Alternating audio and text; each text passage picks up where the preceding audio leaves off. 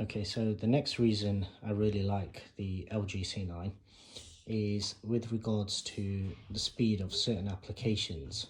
So on my Apple TV 4K, which has generally been my go-to device when it comes to any media. So I've always watched all my Netflix, Apple TV Plus, Disney Plus, Prime, all these kind of things, and also IPTV.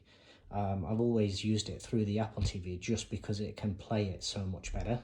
It plays back smoother. Anybody who's used IPTV will know that the key issue that you normally have is lag, which then leads to a stuttery image. Now, I've used both IPTV Smarters, which used to be my go-to, and then recently I switched to this one after I actually saw a video about it on YouTube. iPlay TV, that's what the app is actually called.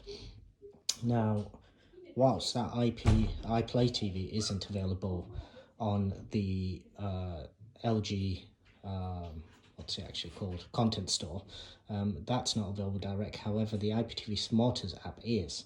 And what I actually found was, whilst the layout and the user interface isn't quite as good as on the Apple TV, in terms of you can save favorites on the Apple TV, so rather than going through all the channels, because on on IPTV you end up with probably around 10,000 channels, I believe, plus you've got movies, you've got TV shows as well, so there's a lot of content there, and depending on how you use it, you don't really want access to all 10,000 of those. You don't want to be going through the list, you don't want to be searching down menus. So what I used to do was I knew which channels I generally used a lot, and I had them saved in my favorites folder. And that's the downside of using the LG version. However, once you actually start playing the channel, it actually plays back a lot better on the LG TV than it does on the Apple TV. Same channels playing on both, and I've tested this and it always play back smoother using the LG's built-in software, which I was actually quite surprised about, because the Apple TV actually uses, I believe it's an 8.8 chip inside it, which was quite powerful at the time when it was released, and even today it still performs quite snappily, but obviously it's only certain applications. When it comes to using Netflix, I'll always use the Apple TV version, just for the 4K pass. So I'll give you a quick example. This is inside the actual IPTV. So as you can see, 13,887. Not all of those will be individual channels. Some of them will be repeats, different variants. So you'll have a full HD, you'll have a HD, and then you'll have a standard definition. But if I give you an example of, let's just say, Sky Sports, and this top one isn't working. Sometimes some of these, that's why you have different, quite a few different variants of it, because if one's down, then you can just click on the other one. But as you can see, if I just quickly click into this, and I don't want to leave it running too long, but there's a slight stutter. You probably won't be able to notice it through the camera, but this is on the Apple TV, and if I just go back, you'll see on here, just there. So on this one, you've actually got a favorites folder, so you can just save the channels that you use regularly into there. Now, if I pull up the Apple TV and I go into the same channel, sorry, all of a sudden this one is actually set up a lot differently.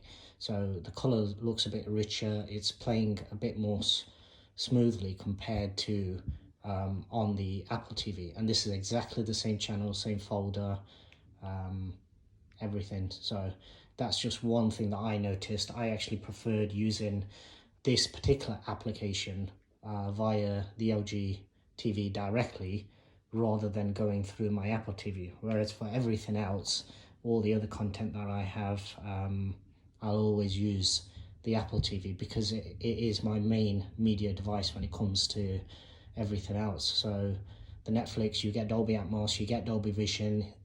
If I used the Netflix app directly on the TV, because I'm using the ARC port on the LG soundbar, because the TV does have eARC, but the soundbar only has ARC, not eARC, so it won't actually send Atmos back down to the soundbar. So for that reason, I've got the Apple TV going directly into the soundbar. So be it all of these, Prime, Disney Plus, Netflix, and Apple TV Plus, even though right now, because of the current situation and lockdown and all the rest of it, all of these providers, apart from Apple and I believe Netflix, I did test a few on Netflix the other day, and they were still coming through in Dolby Atmos. With regards to Apple, I know they did actually keep theirs running with Dolby Atmos as well, but Disney Plus on launch has reduced it down. Even if it's badged with Dolby Atmos, it'll only play back in 5.1, and Amazon Prime, it hardly has any Dolby Atmos content apart from some original shows that they actually hosted. So anyway, it's gone slightly off topic, but basically that was one of the other things. So the actual built-in apps, whilst I've not actually used any of the other ones, it is good the fact that you can have all four of these directly on the TV, and if I wanted to, I could use these without using the Apple TV. It's just obviously for my setup is the reason why I prefer to use those directly through the Apple TV.